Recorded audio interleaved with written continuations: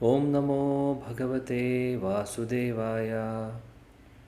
ओम नमो भगवते वासुदेवाय। ओम नमो भगवते वासुदेवाय। ओ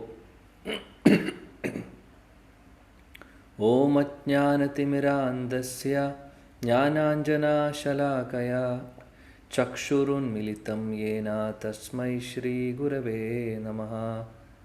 श्रीचैतन्यमनोभीष्टं स्थापितं येन भूतले स्वयं रूपा कदा मह्यं ददाति स्वपदान्तिकम्।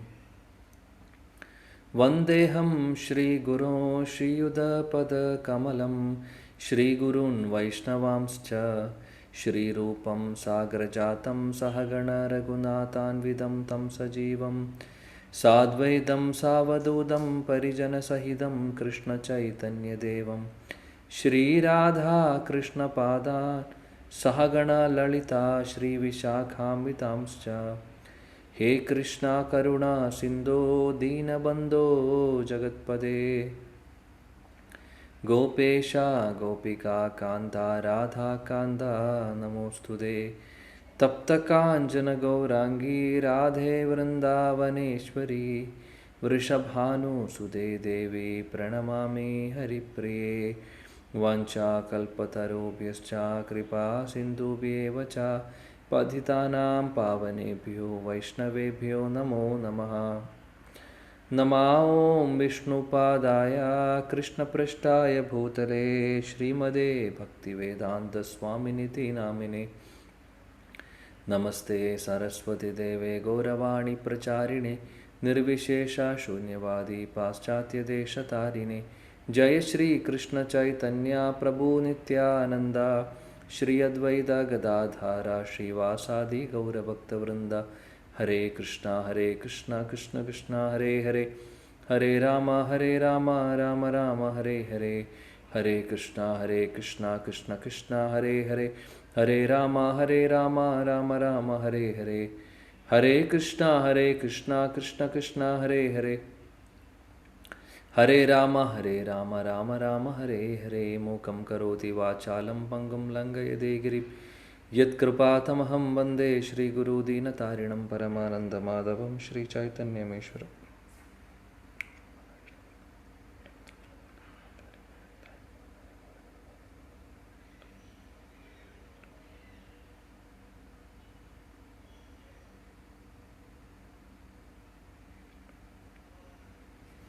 ഹരേ കൃഷ്ണ. എല്ലാ പ്രിയപ്പെട്ട ഭക്തജനങ്ങൾക്കും എൻ്റെ വിനീതമായ സാഷ്ടാംഗ പ്രണാമം. ശ്രീമദ് ഭാഗവതം, ഗ്രന്ഥര ശ്രീമദ് ഭാഗവതം നമ്മൾ ചർച്ച ചെയ്തു വരുന്നു. അപ്പോൾ എനിക്ക് ഇന്ന് ഈ ഒരു സത്സംഗത്തിൽ എടുക്കാനുള്ള ശ്ലോകം ആദേശം കിട്ടിയിരിക്കുന്നു ഇസ്കോൺ കൊച്ചിയിൽ നിന്ന്. പ്രഥമസ്കന്ധത്തിലെ 10-ാമത്തെ അധ്യായത്തിലെ 15-ാമത്തെ ശ്ലോകം മുതൽ. അപ്പോൾ ഇതുവരെ 14-ാമത്തെ ശ്ലോകം വരെയാണ് കഴിഞ്ഞത്. 15-ാമത്തെ ശ്ലോകം മുതലാണ് നമുക്ക് ഇന്ന് നോക്കേണ്ടത്. അപ്പോൾ ഈ ഒരു അധ്യായം വളരെ മനോഹരമായിട്ടുള്ള അധ്യായം. എല്ലാ അധ്യായങ്ങളും എല്ലാ ശ്ലോകങ്ങളും വളരെ പ്രധാനപ്പെട്ട, അല്ലെങ്കിൽ പറയുകയാണെങ്കിൽ വളരെ മധുരമുള്ളതാണ്. ഈ ഒരു അധ്യായം ഭഗവാൻ ശ്രീകൃഷ്ണൻ ഹസ്തിനാപുരത്തിൽ നിന്ന് ദ്വാരകയിലേക്ക് തിരിച്ചു പോകുന്ന ആ ഒരു കാര്യങ്ങൾ പറയുന്ന അധ്യായമാണ്. അപ്പോൾ ഹസ്തിനാപുരത്തിൽ ഒരുപാട് ദിവസങ്ങൾ, ഒരുപാട് മാസങ്ങൾ ഭഗവാൻ ശ്രീകൃഷ്ണൻ പാണ്ഡവരുടെ കൂടെ ഉണ്ടായിരുന്നു, അവരുടെ കൂടെ താമസിച്ചു. നമുക്കറിയാം, മഹാഭാരത യുദ്ധം നടന്നു. അതിനുശേഷവും യുദ്ധം കഴിഞ്ഞിട്ടും ഒരുപാട് മാസങ്ങൾ ഭഗവാൻ ശ്രീകൃഷ്ണൻ പാണ്ഡവരുടെ കൂടെ ഉണ്ടായിരുന്നു. അതിനുശേഷം അദ്ദേഹം തിരിച്ച് ദ്വാരകയിലേക്ക് പോകുന്ന ആ ഒരു കാഴ്ചയാണ് ഈ ഒരു അധ്യായത്തിൽ പറയുന്നത്. അപ്പോൾ അറിയാം, ദ്വാരകയിലെ രാജ്ഞിമാർ അദ്ദേഹത്തിന് 16,108 ഭാര്യമാർ അല്ലെങ്കിൽ രാജ്ഞിമാരുണ്ടായിരുന്നു. അങ്ങനെ ഓരോരുത്തർക്കും ഓരോ കൊട്ടാരം ഉണ്ടായിരുന്നു. അപ്പോൾ ഒരുപാട് അതേപോലെ ദ്വാരകാവാസികൾ പൂർണ്ണമായിട്ടും എല്ലാവരും അത്രമാത്രം ഭഗവാൻ കൃഷ്ണനെ സ്നേഹിച്ചിരുന്നു. അപ്പോൾ അവരെയെല്ലാം പിരിഞ്ഞ് ഒരുപാട് മാസങ്ങളായി അദ്ദേഹം ഹസ്തിനാപുരത്തിലിരിക്കുന്നു. ഹസ്തിനാപുരത്തിൽ ആരാണുള്ളത്? ഭഗവാൻ കൃഷ്ണൻ്റെ ബന്ധുജനങ്ങൾ തന്നെയാണ് പാണ്ഡവർ. അവരെ സഹായിക്കാൻ വേണ്ടി, അവർക്ക് ആവശ്യം വന്നപ്പോൾ അവരെ സഹായിക്കാൻ വേണ്ടി അദ്ദേഹം ഇവിടെ വന്നിരിക്കുന്നു ഒരുപാട് മാസങ്ങളായിട്ട്. അപ്പോൾ ദ്വാരകാവാസികളെ പൂർണ്ണമായിട്ടും പിരിഞ്ഞിരിക്കാൻ തുടങ്ങിയിട്ട് കുറേ ദിവസമായി. അവരെല്ലാവരും കാത്തിരിക്കുകയാണ് എന്നാണ് ശ്രീകൃഷ്ണൻ, നമ്മുടെ എല്ലാമായിട്ടുള്ള ശ്രീകൃഷ്ണൻ തിരിച്ചു വരുന്നത്, ഭഗവാൻ തിരിച്ചു വരുന്നത് എന്ന് കാത്തിരിക്കുന്നു. പാണ്ഡവർക്കാണെങ്കിൽ ഭഗവാൻ കൃഷ്ണൻ്റെ കൂടെ താമസിച്ചിട്ട് മതിയാവുന്നില്ല. ഭഗവാൻ കൃഷ്ണൻ്റെ സംഘം കിട്ടി അവർക്ക് ഒരുപാട് മാസങ്ങൾ, പക്ഷേ പിരിയാൻ വയ്യ, അങ്ങനെയുള്ളൊരവസ്ഥ. അപ്പോൾ രണ്ടിൻ്റെയും ഇടയിൽ ഭഗവാൻ കൃഷ്ണനാണെങ്കിൽ നമുക്കറിയാം, അദ്ദേഹം എല്ലാവരെയും ഒരേപോലെ സ്നേഹിക്കുന്നു, ദ്വാരകാവാസികളെ സ്നേഹിക്കുന്നു, അദ്ദേഹത്തിൻ്റെ വളരെ പ്രിയപ്പെട്ടവരാണ് അവരെല്ലാവരും. അതേപോലെ തന്നെ പ്രിയപ്പെട്ടതാണ് പാണ്ഡവരെയും ഒരുപാട് സ്നേഹിക്കുന്നു. അപ്പോൾ രണ്ട് കൂട്ടരും സ്നേഹത്തോടുകൂടി അങ്ങോട്ടും ഇങ്ങോട്ടും വലിക്കുന്ന ഒരവസ്ഥയാണ്. അപ്പോൾ എന്നാലും അദ്ദേഹത്തിന് ചെയ്യേണ്ടതായിട്ടുള്ള ദൗത്യങ്ങൾ, കാര്യങ്ങളൊക്കെ ഉണ്ടായിരുന്നു. അതനുസരിച്ചിട്ട് അദ്ദേഹം ചെയ്യുന്നു. അപ്പോൾ ഇവിടെ നമ്മൾ കാണുന്നത്, ഈ ഒരു അധ്യായത്തിൽ അദ്ദേഹം തിരിച്ചു പോകാൻ വേണ്ടി എല്ലാം കഴിഞ്ഞ് അദ്ദേഹം തിരിച്ചു പോകാൻ വേണ്ടി കാത്തിരിക്കുന്നു. ഭീഷ്മ പിതാമഹൻ്റെ ആ ഭാഗമൊക്കെ കഴിഞ്ഞു. കുന്തി സ്തുതി കഴിഞ്ഞു. അതേപോലെ തന്നെ എല്ലാം ഒരുപാട് കാര്യങ്ങൾ നമുക്കറിയാം എന്താണ് സംഭവിച്ചിട്ടുള്ളത്.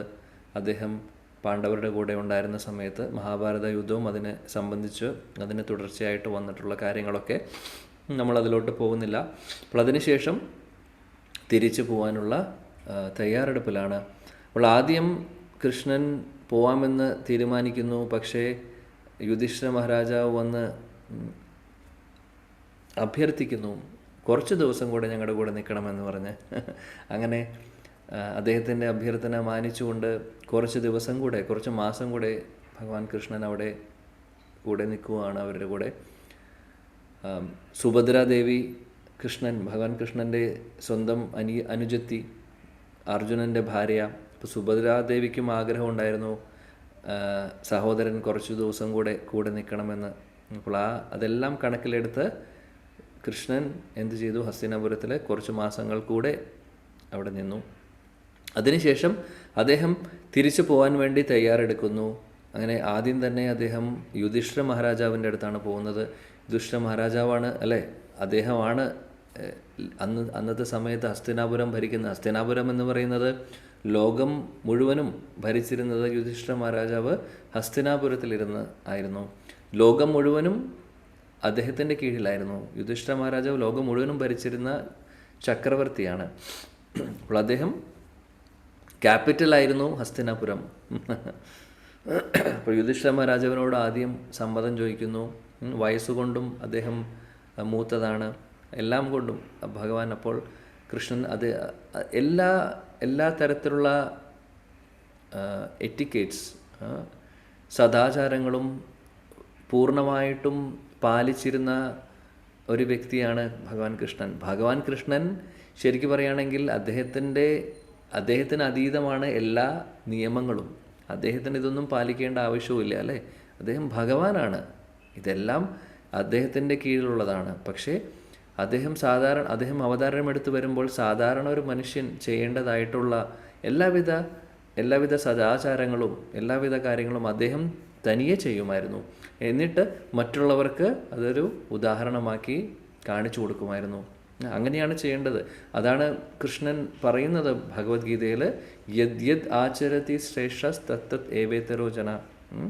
അപ്പോൾ ആ സ്ഥാനത്തിരിക്കുന്നവർ, അല്ലെങ്കിൽ കുറച്ച് എല്ലാവരും ശ്രദ്ധിക്കുന്ന, അല്ലെങ്കിൽ ഒരു നേതാവ്, അല്ലെങ്കിൽ ഒരു രാജാവ്, അല്ലെങ്കിൽ കുറേ പേര് ഈ വ്യക്തിയെ ഡിപ്പെൻഡ് ചെയ്യുന്നുണ്ടെങ്കിൽ ആശ്രയിച്ചിട്ടുണ്ട്, ഒരുപാട് ആളുകൾ ഇദ്ദേഹത്തെ ആശ്രയിക്കുന്നുണ്ടെങ്കിൽ അവർക്കെല്ലാവർക്കും ഒരു നിർദ്ദേശം കൊടുക്കുന്നതിന് വേണ്ടി അവർക്കെല്ലാവർക്കും നല്ലൊരു ഉദാഹരണമായി മാറണം ഈ വ്യക്തി, ഈ നേതാവാവുന്ന വ്യക്തി.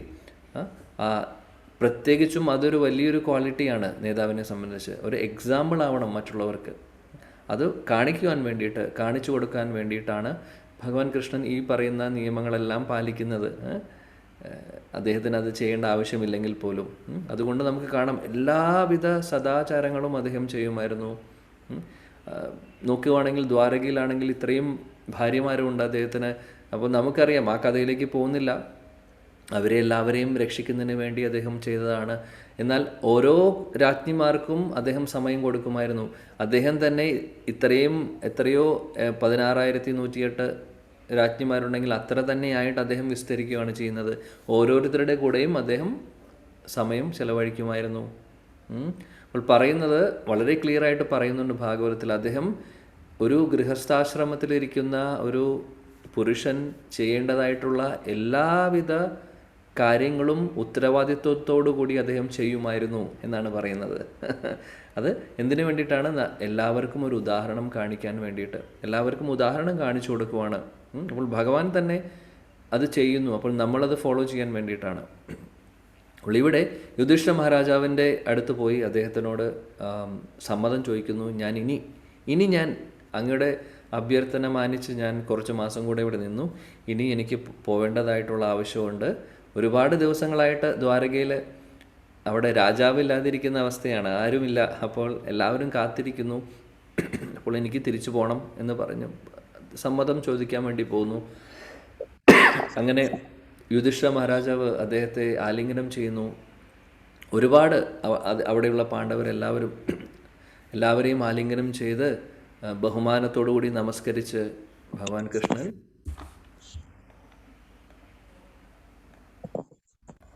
ഹരേ കൃഷ്ണ. എല്ലാവരും മ്യൂട്ട് ചെയ്ത് വെക്കാൻ ഞാൻ അഭ്യർത്ഥിക്കുന്നു. അങ്ങനെ ഗുരവേ ഗൗരചന്ദ്രായ രാധികായ തദാലയേ കൃഷ്ണായ കൃഷ്ണഭക്തായ തദ്ഭക്തായ നമോ നമഃ. അങ്ങനെ ഭഗവാൻ ശ്രീകൃഷ്ണൻ എല്ലാവരോടും സമ്മതം ചോദിച്ച് അദ്ദേഹം തേരിൽ കയറിയിരിക്കുകയാണ് തിരിച്ചു പോകാൻ വേണ്ടി.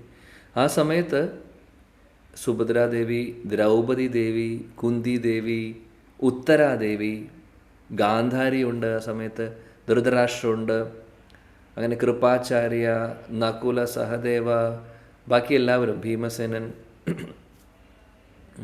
അങ്ങനെ ഒരുപാട് അവരെല്ലാവരും പറയുന്നു. ഭാഗവതത്തിൽ പറയുന്ന എന്താണ്?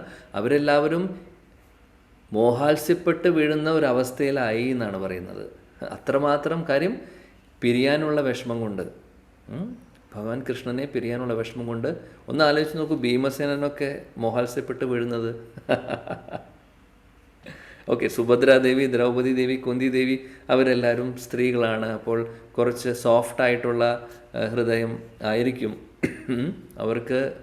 ഇങ്ങനെയുള്ള ദുഃഖങ്ങളൊക്കെ അല്ലെങ്കിൽ ഈ പിരിഞ്ഞിരിക്കാനൊക്കെ വിഷമമുള്ളതൊക്കെ അത് കൂടുതൽ അവരിൽ കാണാൻ സാധിക്കും. പക്ഷേ കൃപാചാര്യർ, നകുലൻ, സഹദേവൻ, ഭീമസേനനൊക്കെ ഏകദേശം മോഹാത്സ്യപ്പെട്ട പോലെ ആയി എന്നാണ് പറയുന്നത്. ഭാഗവത്തിൽ വളരെ ക്ലിയറായിട്ട് പറയുന്നുണ്ട്. ഏകദേശം മോഹാത്സ്യപ്പെട്ട് വീണ പോലെയായി. കാര്യം അത്രമാത്രം വിഷമമായിരുന്നു അവർക്ക് പിരിയാൻ. അത്ര ഇഷ്ടമാണ് ശ്രീകൃഷ്ണൻ, ഭഗവാനെ അത്രയ്ക്കും ഇഷ്ടമാണ് ഇവർക്കെല്ലാവർക്കും. ആർക്കാണ് ഇഷ്ടമല്ലാത്തത്? പിന്നെ അതിനുശേഷം വളരെ മനോഹരമായിട്ടുള്ള ശ്ലോകം ഭാഗവത്തിൽ വരുന്നുണ്ട്. പറയുന്നു, ഭഗവാന്റെ സ്തുതികൾ കേൾക്കുവാൻ, അതായത് ചെറിയൊരു ബുദ്ധിയുള്ളവർ, വലിയ ബുദ്ധിയുള്ള ആൾക്കാരെ കുറിച്ച് പറയുന്നില്ല, ചെറിയൊരു ബുദ്ധി, കുറച്ചെങ്കിലും ഒരു നല്ല ബുദ്ധിയുള്ള ഒരു വ്യക്തി, അങ്ങനെയുള്ളവർക്ക് പോലും ഭഗവാൻ കൃഷ്ണനെക്കുറിച്ച് കേൾക്കുന്നത് മതിയാവില്ല ഒരിക്കലും.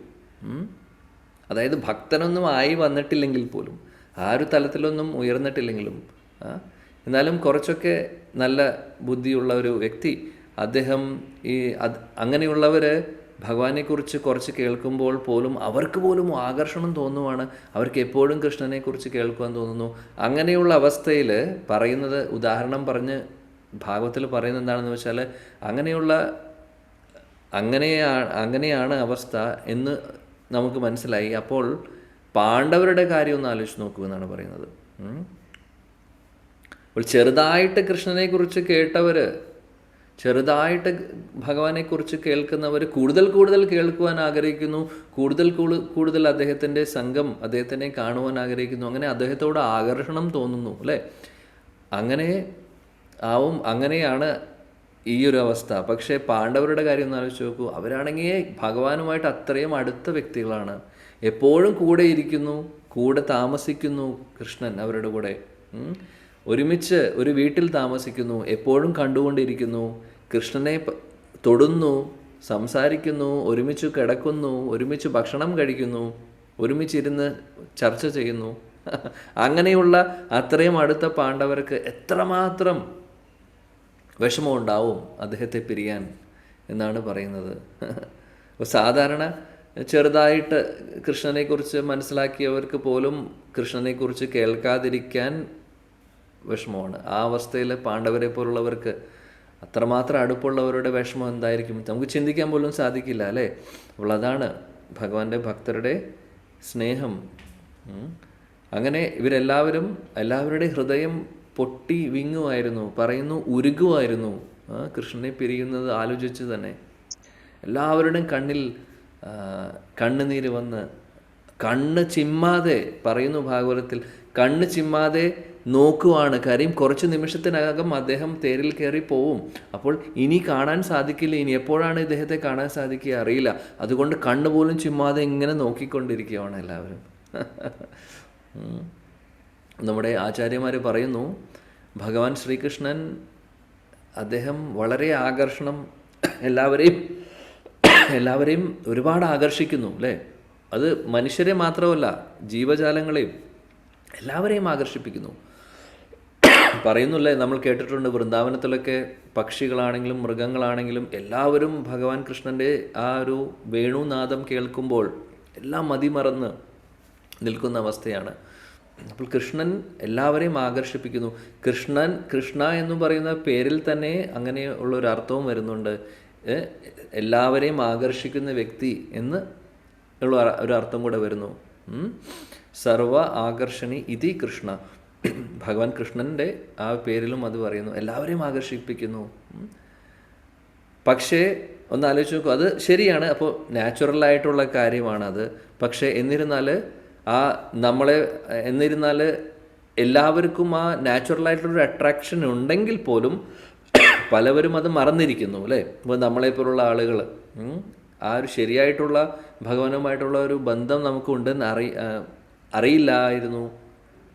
ബന്ധമുണ്ട്, പക്ഷെ മറന്നിരിക്കുന്ന അവസ്ഥയാണ്. അപ്പോൾ ചെറുതായിട്ടെങ്കിലും ആ ഒരു നഷ്ടപ്പെട്ടിട്ടുള്ള ആ ഒരു കണക്ഷൻ നമ്മൾ തിരിച്ച് പുനഃസ്ഥാപിക്കാനുള്ള ചെറിയൊരു ശ്രമം നടത്തുമ്പോൾ തന്നെ നമ്മുടെ ആചാര്യന്മാർ പറയുന്നു, അങ്ങനെയുള്ള ബദ്ധജീവാത്മാക്കൾ ചെറുതായിട്ട് ആ ഒരു ബന്ധം പുനഃസ്ഥാപിക്കുന്നതിൻ്റെ ഭാഗമായിട്ട് ആദ്യത്തെ ചുവട്ടുപടി വെച്ചിട്ടുണ്ടെങ്കിൽ അത്രയേ ആയിട്ടുണ്ടാവുള്ളൂ, മുന്നോട്ട് പോയിട്ടുണ്ടാവില്ല. പക്ഷെ എന്നിരുന്നാലും ആ ബദ്ധാത്മാക്കൾ ഭഗവാൻ കൃഷ്ണൻ്റെ ആ ഒരു സംഘം ലഭിക്കാൻ വേണ്ടി ഭ്രാന്തരെ പോലെ ഓടുന്നാണ് പറയുന്നത്.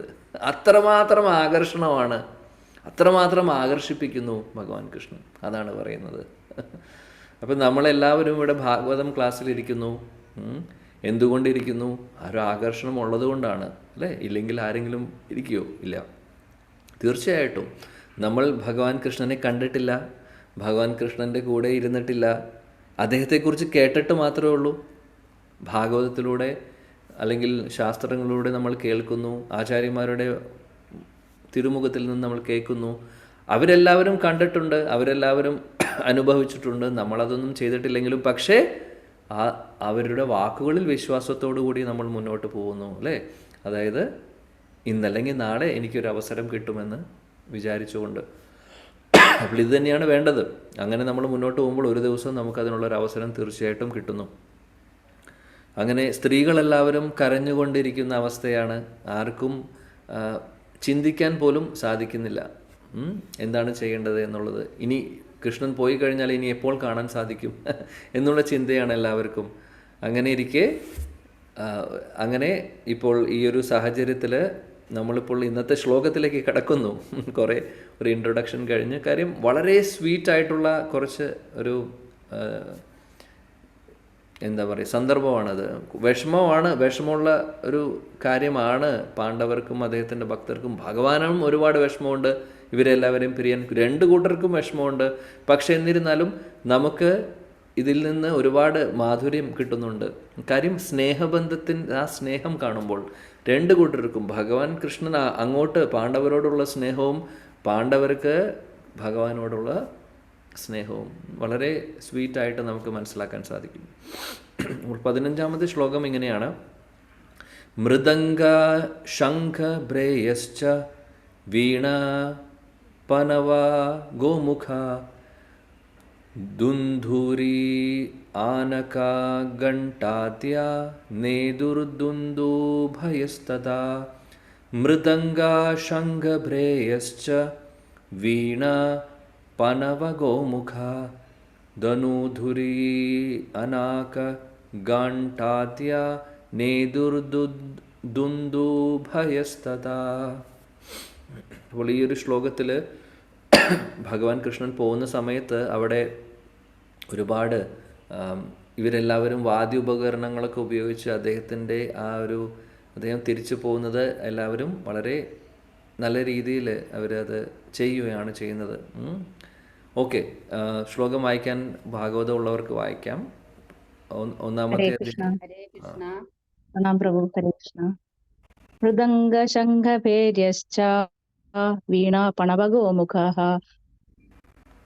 സുന്ദര്യാനക ഖണ്ഡാദ്യ നേദുർദുന്ദുഭയസ്തദാ. ഹരേ കൃഷ്ണ. ഹരേ കൃഷ്ണ. മൃദംഗ ശംഖ ഭേര്യശ്ച വീണാ പണവഗോമുഖാഃ സുന്ദര്യ ആനക ഖണ്ഡാദ്യ നേദുർദുന്ദുഭയസ്തദാ. ഹരേ കൃഷ്ണ. ഹരേ കൃഷ്ണ. വായിക്കൂ. ഹരേ കൃഷ്ണ.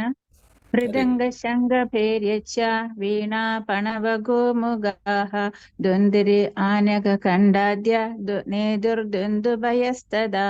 ഹരേ കൃഷ്ണ. ഹരേ കൃഷ്ണ. വേറെ ആർക്കെങ്കിലും വായിക്കണോ? ഹരേ കൃഷ്ണ. ഹരേ കൃഷ്ണ. മൃദംഗ ശംഖ ഭേര്യശ്ച വീണാ പണവഗോമുഖാ ദുന്ദുര്യാനക ഘാദ്യ നേദുർദുന്ദുഭയസ്തദാ. ഹരേ കൃഷ്ണ. ഹരേ കൃഷ്ണ. അപ്പോൾ ഇതിൻ്റെ വിവർത്തനം ഒന്ന് വായിക്കൂ ആരെങ്കിലും. ഹരേ കൃഷ്ണ പ്രഭു. വിവർത്തനം: ഭഗവാനെ ദർശിക്കാനുള്ള പ്രേമപൂർണമായ ആഗ്രഹത്താൽ കുരുവംശരാജ്ഞിമാർ കൊട്ടാരം മാട്ടുപ്പാവിൽ നിൽക്കുകയും ലജ്ജ കലർന്ന പ്രേമത്തോടെ മന്ദഹസിക്കുകയും ഭഗവാനു മേൽ പുഷ്പങ്ങൾ വർഷിക്കുകയും ചെയ്തു.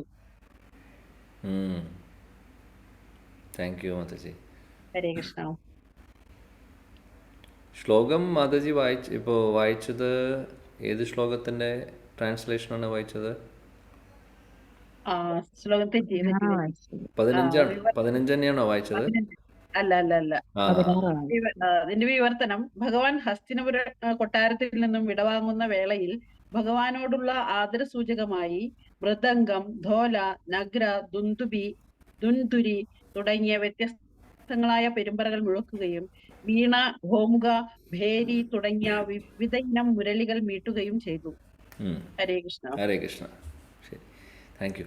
ഇവിടെ പറയുന്നു, ഇദ്ദേഹം ഇവിടുന്ന് പോകുന്ന സമയത്ത് അവിടെ മൃദംഗം, ധോല, അങ്ങനെ നാഗര, ഇതെല്ലാം വാദ്യോപകരണങ്ങളാണ്. അതെല്ലാം ഉപയോഗിച്ച് അദ്ദേഹത്തിനെ യാത്രയാക്കുകയാണ് ചെയ്യുന്നത്. ഇത് ചെയ്യുന്നത് ബഹുമാനത്തോടു കൂടിയിട്ടല്ലേ. നമ്മൾ കണ്ടിട്ടുണ്ടാവും ഇങ്ങനെ നമ്മുടെ രാജ്യം ഭരിക്കുന്ന കാലത്ത് രാജാവ് വരുമ്പോൾ ഇതുപോലെ വാദ്യോപകരണങ്ങളൊക്കെ ഉപയോഗിച്ച് സ്വീകരിക്കുന്നു. അതേപോലെ വരുമ്പോഴും പോകുമ്പോഴും ഒക്കെ ആദരവ് കാണിക്കുന്നതിന് വേണ്ടി, ആ ഒരു ബഹുമാനം കാണിക്കുന്നതിന് വേണ്ടി ഇങ്ങനെ ചെയ്യുമാണ്. ഇതൊക്കെ ഒരു കൾച്ചറാണ്, വളരെ നല്ല കൾച്ചറാണ്, ഒരു റെസ്പെക്റ്റ് കൊടുക്കുന്നതാണ്.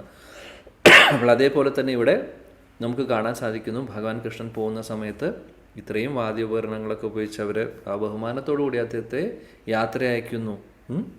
ഓക്കെ, അപ്പോൾ ഇതിന് വിവർത്തനമില്ല, ഭാവാർത്ഥമില്ല ഈ ഒരു ശ്ലോകത്തിൽ. അപ്പോൾ നമുക്ക് അടുത്ത ശ്ലോകം നോക്കാം.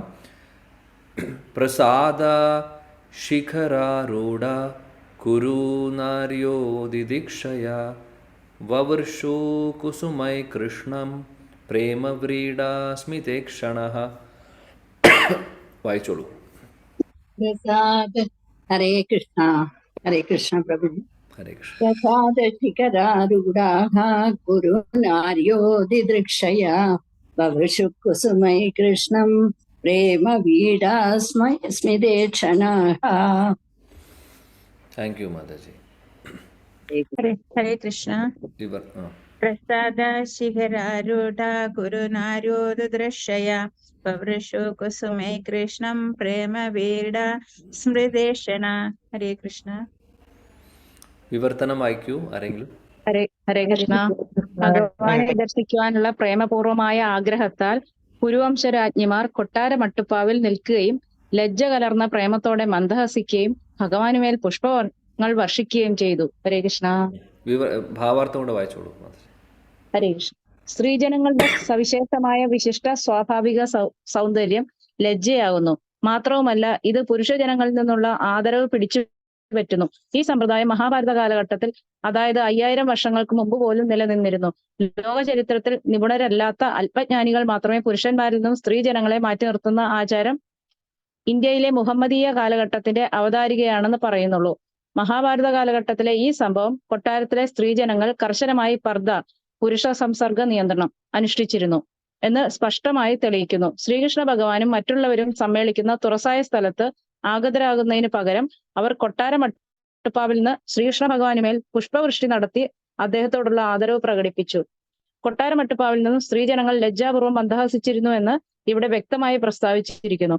ഈ ശാലീനത സ്ത്രീജനങ്ങൾക്ക് പ്രകൃതിയുടെ ദാനമാണ്, പാരിതോഷികമാണ്. മാത്രവുമല്ല അവർ ഏതു അപ്രധാന കുലത്തിലുള്ളവരാണെങ്കിൽ പോലും, ആകർഷകത്വം കുറഞ്ഞവരാണെങ്കിൽ പോലും ഈ ലജ്ജ അവരുടെ സൗന്ദര്യത്തെയും പ്രതാപത്തെയും 10 മടങ്ങ് വർദ്ധിപ്പിക്കുന്നു. ഈ പരമാർത്ഥത്തെ സംബന്ധിച്ചുള്ള പ്രായോഗിക അനുഭവം നമുക്കുണ്ട്. വെറും തോപ്പുകാരിയായ ഒരുവൾ സ്ത്രീ സഹജമായ അവളുടെ ശാലീനതയാൽ മാത്രം നിരവധി ആദരണീയരായ മാന്യരുടെ ആദരവിന് പാത്രമായി. തെരുവിലെ അർത്ഥനഗ്നരായ സ്ത്രീകൾ യാതൊരുവിധ ആദരവിന് പാത്രമാകുന്നില്ല. എന്നാൽ ലജ്ജാശീലയായ ഒരു തൂപ്പുകാരി ഏവരുടെയും ആദരവിന് പാത്രമാകുന്നു. ഇന്ത്യയിലെ സന്യാസി വര്യന്മാർ ഗ്രഹിച്ചിരുന്നത് പോലെ മാനവ സംസ്കാരം മായയുടെ കുരുക്കിൽ നിന്നും സ്വതന്ത്രമാകുവാൻ സഹായിക്കുന്ന ഒന്നാണ്. യഥാർത്ഥത്തിൽ പൃഥ്വി, ജലം, അഗ്നി, വായു മുതലായവയാൽ ശരീരം നിർമ്മിതമാകയാൽ സ്ത്രീ സൗന്ദര്യം മിഥ്യയാകുന്നു. എന്നാൽ ദ്രവ്യം അഥവാ ഭൗതിക വസ്തു ജീവചൈതന്യ സംശ്ലേഷമാകുന്നതിന് ആകയാൽ ഭൗതിക ശരീരം മനോഹരമായി കാണപ്പെടുന്നു. മറ്റുള്ളവരുടെ ശ്രദ്ധ ആകർഷിക്കാനായി അത്യന്തം കുറ്റമറ്റതായ രീതിയിൽ നിർമ്മിച്ചവ ആണെങ്കിൽ പോലും മൺപാവയിൽ ആരും ആകർഷിതരാകുന്നില്ല. സൗന്ദര്യവതിയായ ഒരു യുവതിയുടെ മൃതശരീരം ആരും സ്വീകരിക്കില്ല. എന്തെന്നാൽ മൃതശരീരത്തിന് സൗന്ദര്യമില്ല. ആയതിനാൽ ആത്മചൈതന്യം മനോഹരമാണ്. തന്നിമിത്തം ആത്മാവിന്റെ സൗന്ദര്യമാണ് ഒരാളെ ബാഹ്യ സൗന്ദര്യത്തിൽ മോഹിപ്പിക്കുന്നത്. ആകയാൽ വേദവിവേകം മിഥ്യാ സൗന്ദര്യത്തിൽ മോഹിതരാകുന്നതിൽ നിന്നും നമ്മെ തടയുന്നു. എന്നാൽ നാം ഇപ്പോൾ അജ്ഞതയുടെ അന്ധകാരത്തിലാകയാൽ വേദസംസ്കാരം തികച്ചും നിയന്ത്രിതമായ സ്ത്രീ പുരുഷ ബന്ധം അനുവദിക്കുന്നു. സ്ത്രീയെ അഗ്നിയായും പുരുഷനെ വെണ്ണയായും നിരൂപിച്ചിരിക്കുന്നുവെന്ന് അവർ പ്രസ്താവിക്കുന്നു. അഗ്നിയുടെ സാമീപ്യം ഉണ്ടായാൽ വെണ്ണ നിശ്ചയമായും ഉരുകുന്നു. ആകയാൽ അത്യാവശ്യമുള്ളപ്പോൾ മാത്രമേ അവയെ ഒരുമിച്ച് കൊണ്ടുവരാവൂ. മാത്രവുമല്ല ലജ്ജ അനിയന്ത്രിത ഇടപെടലിനെ നിയന്ത്രിക്കുന്നു. പ്രകൃതിയുടെ വരദാനമായി ഇതിനെ ഉപയോഗപ്പെടുത്തണം. ഹരേ കൃഷ്ണ. പ്രണാമം. ഹരേ കൃഷ്ണ. Thank you Mataji. വളരെ മനോഹരമായിട്ടുള്ള ശ്ലോകം. അതിനുശേഷം ശിലപ്രഭുപാജി അത് വളരെ പ്രാക്ടിക്കലായിട്ട് ഒരുപാട് കാര്യങ്ങൾ ഈ ഒരു ഭാവാർത്ഥത്തിൽ നമുക്ക് പറഞ്ഞു തരുന്നുണ്ട്. അപ്പോൾ കഴിഞ്ഞ ശ്ലോകത്തിൽ വാദ്യോപകരണങ്ങളൊക്കെ ഉപയോഗിച്ച് ഭഗവാനെ യാത്രയാക്കാൻ നോക്കുന്നു എല്ലാവരും. അങ്ങനെ എല്ലാ സ്ത്രീജനങ്ങളും, ആ കൊട്ടാരത്തിലെ എല്ലാ സ്ത്രീജനങ്ങളും അവരെല്ലാവരും എന്താണ് ചെയ്തത്? അവരെല്ലാവരും ഈ കൊട്ടാരത്തിൻ്റെ മുകളിൽ പോയി, റൂഫ് ടോപ്പിൽ പോകുന്ന മുകളിൽ പോയി അവിടെ നിന്ന് ഭഗവാൻ കൃഷ്ണനെ നോക്കുന്നു. അതേപോലെ തന്നെ അവിടെ നിന്ന് പുഷ്പങ്ങൾ അർപ്പിക്കുകയാണ് ചെയ്യുന്നത്. അപ്പോൾ എന്താണ് പറയുന്നതെന്ന് വെച്ചാൽ ഇവിടെ കാര്യം ഭഗവാനെ യാത്ര അയക്കുമ്പോൾ പാണ്ഡവരും മറ്റുള്ള പുരുഷന്മാരൊക്കെ കൃഷ്ണൻ്റെ കൂടെ തന്നെയുണ്ട്. അതേപോലെ സ്ത്രീകളാരും അവിടെ സഭയിലേക്ക് അങ്ങനെ ആ സ്ഥലത്തേക്ക് വന്നിട്ടില്ല. അവരെല്ലാവരും പറയുന്നു, ഇവരെല്ലാവരും കൊട്ടാരത്തിൻ്റെ മുകളിൽ നിന്നാണ് അദ്ദേഹത്തെ നിന്നുകൊണ്ട് നോക്കിക്കൊണ്ട് അവിടുന്ന് പുഷ്പങ്ങൾ അദ്ദേഹത്തിൻ്റെ മേലിൽ സമർപ്പിച്ചുകൊണ്ട് അവിടെ നിന്ന് യാത്ര അയക്കുന്നു. ഇതാണ് കാണുന്നത്. അപ്പോൾ ഭാവാർത്ഥത്തിൽ ശിലപ്രഭുപാദി ഒരുപാട് പ്രധാനപ്പെട്ട കാര്യങ്ങൾ പറയുന്നു. ഇവിടെ പറയുന്നു, ലജ്ജയെക്കുറിച്ച് പറയുന്നു. ഒരു സ്ത്രീക്ക് ഉണ്ടാവേണ്ട ലജ്ജ വളരെ പ്രധാനപ്പെട്ട കാര്യമാണ് ഇത്. നിർഭാഗ്യവശാൽ ഇപ്പോഴത്തെ ഒരു സമൂഹത്തിൽ, ഇപ്പോഴത്തെ കാലഘട്ടത്തിൽ കാണാത്ത ഒരു കാര്യമായി മാറിക്കൊണ്ടിരിക്കുകയാണ് അല്ലേ. കാര്യം ഈ ഒരു പണ്ടത്തെ കാലത്ത് ഇപ്പോൾ ഈ ലജ്ജ, അതായത് പുരുഷന്മാരെ ഇരിക്കുന്ന സഭയിൽ അങ്ങനെ ഫ്രീ ആയിട്ട് സ്ത്രീകൾ വരുന്ന ഒരു പാരമ്പര്യം ആയിരുന്നില്ല. ശരിക്കും പറയുകയാണെങ്കിൽ ഇതൊരു വേദിക് കൾച്ചറാണ്. വേദങ്ങളിൽ പറഞ്ഞിട്ടുള്ള ഒരു കൾച്ചറാണ് ഇതെല്ലാം. അതെല്ലാം ഫോളോ ചെയ്തിരുന്നു പണ്ടത്തെ കാലത്ത്. എന്നാൽ ഇപ്പോൾ ഇതൊന്നും ഇല്ല. ഇപ്പോൾ എല്ലാവരും അങ്ങോട്ടും ഇങ്ങോട്ടും ഫ്രീ ആയിട്ട് മിങ്കിൾ ചെയ്യുന്നൊരവസ്ഥയാണ് അല്ലേ. അപ്പോൾ നമുക്കറിയാം അതിൻ്റെ ഒരു പരിണാമം, അല്ലെങ്കിൽ അത് അങ്ങനെ സംഭവിക്കുന്നത് കൊണ്ട് ഉണ്ടാവുന്ന റിസൾട്ട് എന്താണെന്നുള്ളത് വളരെ പരിതാപകരമായിട്ടുള്ളൊരു അവസ്ഥയിലാണ് ഇപ്പോൾ ലോകം പോയിക്കൊണ്ടിരിക്കുന്നത്. ഇപ്പോൾ ശീലപ്രഭുപാദി ഇവിടെ പറയുന്നു, 5000 വർഷങ്ങൾ മുമ്പ് എല്ലാ സ്ത്രീകളും ഇതെല്ലാം ഈ ഒരു കൾച്ചർ, ഈ വേദിക് കൾച്ചേഴ്സ് എല്ലാം വളരെ നല്ല രീതിയിൽ ഫോളോ ചെയ്തിരുന്നു. അപ്പോൾ ഈ സ്ത്രീകൾ ഇവിടെ പർദ്ദയെക്കുറിച്ച് പറയുന്നു. പർദ്ദ എന്ന് ഉദ്ദേശിക്കുന്നത് പർദ്ദ ഇടുന്ന കാര്യം മാത്രമല്ല, അതെന്തിനാണ് മറ്റുള്ളവരെ കാണാതിരിക്കാൻ, അല്ലെങ്കിൽ മറ്റുള്ളവരെ കാണാതിരിക്കാൻ വേണ്ടി. ചുരുക്കം പറഞ്ഞാൽ അതിൻ്റെ ഒരു ഉദ്ദേശം എന്ന് പറഞ്ഞാൽ, പർദ്ദ എന്ന് പറയുന്നത് ആ വാക്കിൻ്റെ അർത്ഥം എന്ന് പറഞ്ഞു കഴിഞ്ഞാൽ പുരുഷന്മാരായിട്ട് സ്ത്രീകൾ ആവശ്യത്തിനും കൂടുതൽ ഒരു സമ്പർക്കം വരാതിരിക്കുക, അതിനൊരു റെസ്ട്രിക്ഷൻ കൊണ്ടുവരിക, ഇതാണ് ഉദ്ദേശിക്കുന്നത്. അപ്പോൾ ഇതെല്ലാം ഈ ഒരു സിസ്റ്റമൊക്കെ ഇതെല്ലാം വേദങ്ങളിൽ പറയുന്ന സിസ്റ്റമാണ്. അത് വേഷത്തിൽ മാത്രമല്ല പറയുന്നത്. ഇപ്പോൾ കണ്ടിട്ടുണ്ടാവും സ്ത്രീകളെല്ലാം തലയിൽ ഇപ്പോൾ ഭഗവാന്റെ സേവനം ചെയ്യാൻ വരുമ്പോഴും അല്ലാതെ ഇരിക്കുമ്പോഴും ഗുരുജനങ്ങളുടെ അടുത്ത് പോകുമ്പോഴും വൈഷ്ണവരുടെ അടുത്ത് പോകുമ്പോഴും എല്ലാം ഒരു ബഹുമാനം കാണിക്കുന്നതിന് വേണ്ടി തലയിലൂടെ ആ സാരി ഇടുന്നത് കാണാം അല്ലേ. ഇതെല്ലാം വളരെ പ്രധാനപ്പെട്ട വേദങ്ങളിൽ പറയുന്ന ഉപചാരങ്ങളാണ്. ഇതെല്ലാം ഉണ്ടായിരുന്നു പണ്ട്, ഇപ്പോൾ ആളുകൾക്ക് അറിയില്ല എന്ന് മാത്രം. അപ്പോൾ ഇതെല്ലാം നമ്മൾക്ക് കാണാൻ സാധിക്കും. നോക്കിക്കഴിഞ്ഞാൽ ഭാഗവതത്തിലും മഹാഭാരതത്തിലും ഒക്കെ നമുക്ക് കാണാൻ സാധിക്കും. ഇന്നത്തെ കാലത്തെ അവസ്ഥ നമുക്കറിയില്ല, അറിയില്ല എന്നല്ല, വളരെ മോശമായിട്ടുള്ളൊരവസ്ഥയാണ്.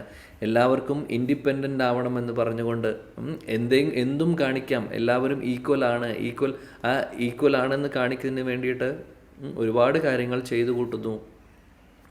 അപ്പോൾ സ്ത്രീകൾ പല കാര്യങ്ങളിലും ഫ്രീഡം കൂടുതൽ അവർക്ക് കിട്ടുമ്പോൾ സംഭവിക്കുന്നത് നമ്മൾ കാണുന്നുണ്ട്. ഇത് സ്ത്രീകളുടെയും മാത്രം കുഴപ്പങ്ങളല്ല നടക്കുന്നത്. പുരുഷന്മാരും സ്ത്രീകളും രണ്ടുപേർക്കും പ്രശ്നങ്ങളുണ്ട്. അതായത് രണ്ടുപേരും കണ്ടാമിനേറ്റഡ് ആണ് ഈ ഒരു കലിയുഗത്തിൽ. അതാണ് അവസ്ഥ. ഇങ്ങനെ രണ്ടു കൂട്ടരും അങ്ങനെ ആവുമ്പോൾ എന്താണ് സംഭവിക്കുന്നത്? അതിൻ്റെ റിസൾട്ട് എന്താണ്? വളരെ മോശമായിട്ടുള്ള കാര്യങ്ങളാണ് നടക്കുന്നത് അല്ലേ. അപ്പോൾ ഫ്രീ ആയിട്ട് പുരുഷനും സ്ത്രീയും വരുന്നു, മിങ്കിൾ ചെയ്യുന്നു, ഇൻ്ററാക്ട് ചെയ്യുന്നു. അങ്ങനെയാണ് ഇപ്പോൾ ഒരുപാട് അങ്ങനെ സ്ത്രീയും പുരുഷനും കൂടെ ഒരുമിച്ച് വന്നു കഴിഞ്ഞാൽ എന്തായിരിക്കും അതിൻ്റെ റിസൾട്ട് ഉണ്ടാവുക എന്ന് നമുക്കറിയാം അല്ലേ. അങ്ങനെ അൺവാണ്ടഡ് പറയുന്നത് അതിനെയാണ് വർണ്ണസങ്കര എന്ന് വിളിക്കുന്നത്. നമ്മൾ ഭഗവത്ഗീതയിലെ ആദ്യത്തെ അധ്യായത്തിൽ അർജുനൻ പറയുന്ന ഒരു കാര്യമാണ്. ഈ മുതിർന്ന നമ്മുടെ കുടുംബത്തിലെ അംഗങ്ങൾ മരിക്കുമ്പോൾ, അതേപോലെ ഈ ഫാമിലി ട്രഡീഷനൊക്കെ നശിക്കുമ്പോൾ എന്താണ് സംഭവിക്കുന്നത്? വർണ്ണസങ്കരം ഉണ്ടാവും. അതുതന്നെയാണ് സംഭവിക്കുന്നത് ഈ കാലത്ത്. ആ ഫാമിലി ട്രഡീഷനൊക്കെ പോവുകയാണ്. ഫാമിലി ട്രഡീഷൻ, വേദിക് കൾച്ചർ, ഇത് നമ്മൾ ഈ ഫോളോ ചെയ്യേണ്ടതായിട്ടുള്ള കാര്യങ്ങളൊക്കെ, ഉപചാരങ്ങളൊക്കെ മറക്കുന്നു. ആളുകൾക്ക് അറിയില്ല അതിനെക്കുറിച്ച്. എന്തെങ്കിലും ചെയ്യുക സ്വന്തമായിട്ട് തോന്നുന്നത്, ഇന്ദ്രിയ സുഖഭോഗങ്ങൾ മാത്രമാണ് ലക്ഷ്യം, വേറെ ഒന്നുമില്ല അവിടെ, വേറെ ഒന്നുമില്ല. അപ്പോൾ ഈ കാര്യങ്ങളെല്ലാം വേദങ്ങളിൽ പറയുന്ന കാര്യങ്ങളെല്ലാം മറന്നുകൊണ്ടുള്ള കാര്യമാണ്. ഇപ്പോൾ നമ്മൾ കാണുന്നത്. അപ്പോൾ സ്ത്രീകളുടെ വിഷയം മാത്രമല്ല, പുരുഷന്മാരും അങ്ങനെ തന്നെയാണ്. എല്ലാവരുടെ കാര്യവും കണക്കാണ്. എല്ലാവരും അവനവൻ്റെ സ്വാർത്ഥതയ്ക്ക് വേണ്ടിയിട്ട്, അവനവൻ്റെ സുഖഭോഗങ്ങൾക്ക് വേണ്ടി കാര്യങ്ങൾ ചെയ്യുന്നു. അത്രയേ ഉള്ളൂ. സിമ്പിളാണ്. രണ്ട് കൂട്ടർക്കും ഇൻവോൾവ്മെൻ്റ് ഉണ്ട്. അപ്പോൾ രണ്ട് കൂട്ടരും കൃഷ്ണാവബോധത്തിൽ വരേണ്ടത് അത്യാവശ്യമാണ്. അതാണ്. എന്നാലേ സമൂഹം നന്നാവുള്ളൂ. അപ്പോൾ എല്ലാവരും, അതാണ് പറയുന്നത്, സ്ത്രീ പുരുഷ ആ ഒരു വിവേചനമില്ലാതെ എല്ലാവരും ഒരേപോലെ ഭഗവാന്റെ ഭക്തരായി മാറുകയാണെങ്കിൽ ഈ പ്രശ്നങ്ങളെല്ലാം നമുക്ക് സമൂഹത്തിൽ നിന്ന് മാറ്റുവാൻ അല്ലെങ്കിൽ തുടച്ചു മാറ്റുവാൻ സാധിക്കുന്ന കാര്യമാണ്. പക്ഷേ നിർഭാഗ്യവശാൽ നമുക്കറിയാം ഇതിൻ്റെ അവസ്ഥ എങ്ങനെയാണ് പോകുന്നത് എന്നുള്ളത്. അപ്പോൾ ഇവിടെ ശീല പ്രഭുപാദി അതുകൊണ്ട് എടുത്തു പറയുന്നു, ഈ ലജ്ജയൊക്കെ വളരെ അത്യാവശ്യമാണ്. അതൊരു സ്ത്രീകളെ സംബന്ധിച്ച് ഭഗവാനായിട്ട് കൊടുത്തിട്ടുള്ള ഒരു നേച്ചറാണ് അവർക്ക്. അപ്പോൾ അത് കാത്തു സൂക്ഷിക്കുക എന്ന് പറയുന്നത്, ആ ശാലീനത, അത് കാത്തു സൂക്ഷിക്കുക എന്ന് പറയുന്നത് വളരെ അത്യാവശ്യമായിട്ടുള്ള കാര്യമാണ്. എന്നിട്ട് അദ്ദേഹം ഒരു ഉദാഹരണം ഇവിടെ പറയുന്നു. അതായത് ലജ്ജയോട് കൂടിയിട്ട് ഉള്ള ഒരു സ്വീപ്പർ അല്ലെങ്കിൽ വഴിയിൽ അടിച്ചു വരുന്ന ഒരു സ്ത്രീ എത്രയോ ബഹുമാന്യനാണ്. അവരെ ബഹുമാനിക്കാൻ നമുക്ക് തോന്നുന്നു. കാര്യം അവരതെല്ലാം ഫോളോ ചെയ്യുന്നു. വേദങ്ങളിൽ പറയുന്ന ആ ഒരു ഉപചാരങ്ങളെല്ലാം ഫോളോ ചെയ്യുന്നു. നേരെ മറിച്ച് വേഷമൊന്നും വസ്ത്രമൊന്നും ധരിക്കാതെ നഗരത്തിലൂടെ നടക്കുന്നൊരു സ്ത്രീയോട് ആ സ്ത്രീ എന്ത് ബഹുമാനമാണ് അർഹിക്കുന്നത് എന്നാണ് ചോദിക്കുന്നത്. ശരിയാണ് അല്ലേ? അപ്പോൾ ഇതാണ് ഈ ഇപ്പോൾ ലോകത്തിൽ കാണുന്ന ഒരവസ്ഥ. അതുകൊണ്ട് ഇതെല്ലാം, ഈ കൾച്ചറെല്ലാം വളരെ ഇമ്പോർട്ടൻ്റ് ആണ്. അതുകൊണ്ട് ശീല പ്രഭുപാദി ഇവിടെ എടുത്തു പറയുന്നു, ഈ ശരീരത്തിൻ്റെ സൗന്ദര്യം എന്ന് പറയുന്നത് അതിലൊരു കാര്യവുമില്ല. അതെല്ലാം പഞ്ചഭൂതങ്ങൾ കൊണ്ട് ഉണ്ടാക്കിയിട്ടുള്ളതാണ്. ഭൂമി, അപ്പോ, അനലോ, വായുർ, ഖം, അങ്ങനെ പഞ്ചഭൂതങ്ങൾ കൊണ്ട് ഉണ്ടാക്കിയിട്ടുള്ള ഈ ശരീരം, അതിന് ഒരു ഭംഗി തോന്നുന്നതും ഒരു ആകർഷണം തോന്നുന്നതൊക്കെ ഒരേ ഒരു കാരണമുള്ളൂ. കാര്യം എന്താണ്? ആത്മാവുണ്ട്. ആ ചൈതന്യം വരുന്നത് അവിടെയാണ്, അല്ലാതെ വേറെ ഒന്നുമല്ല. ജഡശരീരമാണ്, ശരീരം ജഡമാണ്. ഈ ശരീരത്തിൽ നിന്ന് ആത്മാവ് പോയി കഴിഞ്ഞാൽ, അതായത് മരിച്ചു കഴിഞ്ഞാൽ, ശരീരത്തോട് ആർക്കെങ്കിലും താല്പര്യം ഉണ്ടാവോ? ലോകത്തിലെ ഏറ്റവും സൗന്ദര്യമുള്ള വ്യക്തിയാവട്ടെ, മരിച്ച് വീണ് കിടക്കുമ്പോൾ എത്ര മണിക്കൂർ നമ്മൾ കെട്ടിപ്പിടിച്ചിരിക്കാൻ സാധിക്കും ആ വ്യക്തിയെ, സ്ത്രീയാണെങ്കിലും പുരുഷനാണെങ്കിലും? അപ്പോൾ അതിൽ കാര്യമില്ല. ഈ പുറമേയുള്ള ശരീരത്തിലൊന്നും കാര്യമില്ല. ആളുകൾ മനസ്സിലാക്കുന്നില്ല ഇതൊന്നും. അകത്തുള്ള അല്ലെങ്കിൽ ആ ചൈതന്യം എന്ന് പറയുന്നത് ഭഗവാനാണ്. ഭഗവാനും ആത്മാവും പരമാത്മാവിൻ്റെയും ആ ഒരു പ്രസൻസ് ഉള്ളത് കൊണ്ടാണ് അത് മനോഹരമായിട്ട് തോന്നുന്നത്. അല്ലെങ്കിൽ ഒന്നുമില്ല, അല്ലെങ്കിൽ വെറും ജഡശരീരമാണ്. അപ്പോൾ ഇത്രയേ ഉള്ളൂ കാര്യം. പക്ഷെ അതെല്ലാം ആളുകൾ മറക്കുന്നു. അപ്പോൾ ആളുകൾ തെറ്റായിട്ടുള്ള അല്ലെങ്കിൽ മിഥ്യാ സൗന്ദര്യത്തിൻ്റെ പുറകിൽ ഓടുവാണ്. ശരിയായിട്ട് അത് താൽക്കാലികമായിട്ടുള്ള ഒരു കാര്യമാണ്. അത് ശാശ്വതമായിട്ടുള്ള ഒരു കാര്യമല്ല. അത് നമ്മളെ ശരിക്കും പറയുകയാണെങ്കിൽ നമ്മളെ വഴിതെറ്റിക്കുന്ന ഒരു കാര്യമാണ് അല്ലേ? കാര്യം ശരീരത്തോട് ആകർഷണം തോന്നുന്നുണ്ടെങ്കിൽ പൂർണ്ണമായിട്ടും ആ ഒരു മിഥ്യാഹങ്കാരത്തിൻ്റെ ഒരു കാരണമാണത്. മിഥ്യാഹങ്കാരം എന്ന് പറഞ്ഞാൽ എന്താണ്? മിഥ്യാഹങ്കാരം നമ്മളെപ്പോഴും പറയൂ അല്ലേ? എന്തൊക്കെയാണ്? ഭൂമി, അപ്പോ, അനരോ, വായുർ, ഖം, മനോ, ബുദ്ധിർ, മനസ്സ്, ബുദ്ധി, അഹങ്കാരം അല്ലേ? 8 കാര്യങ്ങൾ പറയുന്നു. ഈ അഹങ്കാരം എന്ന് പറയുന്നത് ആണ് എല്ലാത്തിൻ്റെയും മൂലകാരണം. ഈ ഒരു ഭൗതിക സൃഷ്ടി തന്നെ അതിൻ്റെ ബേസിസിലാണ് ഇരിക്കുന്നത്. മിഥ്യാഹങ്കാരം എന്ന് പറഞ്ഞു കഴിഞ്ഞാൽ ഞാൻ ശരീരമാണ് എന്നുള്ള ആ ഒരു കൺസെപ്റ്റ്. അപ്പോൾ ഇതിനെ ചുറ്റിപ്പറ്റിയിരിക്കും മറ്റുള്ളതെല്ലാം. നമ്മൾ പറയും അനർത്ഥങ്ങളെക്കുറിച്ച് പറയുകയാണെങ്കിൽ കാമ, ക്രോധ, ലോഭ, മോഹ, മത, മാത്സര്യ കേട്ടിട്ടുണ്ട് അല്ലേ? ഇതാണ് അനർത്ഥങ്ങൾ. പക്ഷേ ഈ അനർത്ഥങ്ങളൊക്കെ ആരെയാണ്, അതായത് എന്തിനെയാണ് ഡിപ്പെൻഡ് ചെയ്തിരിക്കുന്നത്? മിഥ്യാഹങ്കാരത്തെയാണ്. മിഥ്യാഹങ്കാരം ഇല്ല എന്നുണ്ടെങ്കിൽ ഈ കാമ, ക്രോധ, ലോഭ, മോഹ, മത, മത്സരത്തിന് പ്രസക്തി ഇല്ലാതെയാവും. എങ്ങനെയാണെന്ന് നമുക്ക് നോക്കാം. ഇപ്പോൾ മിഥ്യാഹങ്കാരം എന്ന് പറഞ്ഞാൽ എന്താണ്? ഞാൻ ഈ ശരീരമാണ് എന്നുള്ള ആ ഒരു വിചാരം. ഞാൻ ശരീരമാണ് എന്നുള്ള വിചാരം വരുമ്പോൾ ഞാൻ എൻ്റേത് എന്നുള്ളൊരു ചിന്ത വരുന്നു. അല്ലേ? അപ്പോൾ അങ്ങനെ വരുമ്പോഴാണ് ഇപ്പോൾ ആദ്യത്തെ അനർത്ഥം കാമം എടുക്കുവാണെങ്കിൽ, കാമം എന്ന് പറഞ്ഞാൽ എന്താണ്? ഇപ്പോൾ കാമം പല അർത്ഥങ്ങളുണ്ട്. അതിൽ ഒരർത്ഥം എന്ന് പറഞ്ഞാൽ സ്ത്രീ പുരുഷൻ അങ്ങോട്ടും ഇങ്ങോട്ടും തോന്നുന്ന ഒരു അട്രാക്ഷൻ എടുക്കുവാണെങ്കിൽ, എന്തുകൊണ്ട് അത് തോന്നുന്നു? കാരണം മിഥ്യാഹങ്കാരം ഉള്ളത് കൊണ്ട്, ഞാൻ ഈ ശരീരമാണ് എന്ന് ചിന്തിക്കുന്നതുകൊണ്ടാണ്, അല്ലേ? അപ്പോൾ ശരീരം ആണ്, ശരീരത്തിൻ്റെ സുഖമാണ് നോക്കുന്നത്, അതുകൊണ്ട് അവിടെ കാമം വരുന്നു. അപ്പോൾ ഈ ഒരു ശരീരമല്ല, ഞാൻ ആത്മാവാണ്, ഭഗവാന്റെ അംശമാണ് എന്നുള്ള ചിന്തയുള്ള ഒരു വ്യക്തിയാണെങ്കിൽ എങ്ങനെ സ്ത്രീ പുരുഷന്മാർക്ക് അങ്ങോട്ടും ഇങ്ങോട്ടും ആകർഷണം തോന്നും? ഇല്ല, തോന്നില്ല. ശരിയല്ലേ? ഇനി രണ്ടാമത്തെ ക്രോധമെടുക്കുകയാണെങ്കിൽ നല്ലൊരു അനാലിസിസ് ആണ്, ഒന്ന് ചിന്തിച്ചു നോക്കൂ. മിഥ്യാഹങ്കാരമാണ് എല്ലാത്തിനും ബേസ് എന്ന് പറയുന്നത് കൊണ്ടാണ്. രണ്ടാമത്തെ എന്താണ്? ക്രോധം എടുക്കുകയാണെങ്കിൽ, ദേഷ്യം വരുന്നത്. നമുക്ക് എന്തുകൊണ്ട് ദേഷ്യം വരുന്നു? കാര്യം നമ്മൾ വിചാരിക്കുന്നത് നടക്കാതെ വരുമ്പോൾ, നമ്മൾ ഉദ്ദേശിക്കുന്ന രീതിയിൽ കാര്യങ്ങൾ നടക്കാതെ വരുമ്പോഴാണ് ദേഷ്യം വരുന്നത്. അപ്പോൾ അവിടെയും നമ്മൾ, ഞാൻ, എൻ്റേത് എന്നുള്ള കാര്യമാണ് വരുന്നത്, അല്ലേ? അപ്പോൾ ശരീരബോധത്തിൽ ഇരിക്കുന്ന ഒരു വ്യക്തിയാണ് അങ്ങനെ ചിന്തിക്കുന്നത്, എൻ്റെ, ഞാൻ എന്നുള്ളത്. അല്ലെങ്കിൽ എന്ത് ദേഷ്യമാണ് നമുക്ക് വരുന്നത്? ക്രോധം വരേണ്ട കാര്യമില്ല.